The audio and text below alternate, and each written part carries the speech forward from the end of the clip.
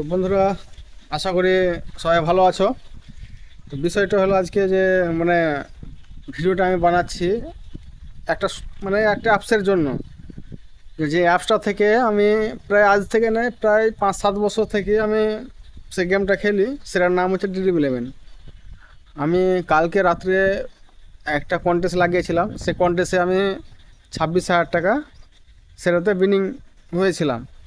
তো যখন আমি সকালে উইথড্রল করতে গেলাম সে পয়সাটা আমার উড্ডাল হলো না, ঠিক আছে। তারপরে আমি যখন 2 বা 3 বার ট্রাই করার পরে তারপরে লিখছে অ্যাকাউন্ট সাসপেন্ড।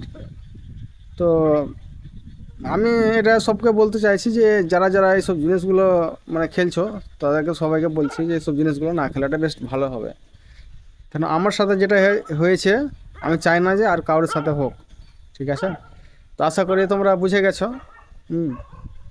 আর একটু প্লিজ সাপোর্ট করিও আমাকে।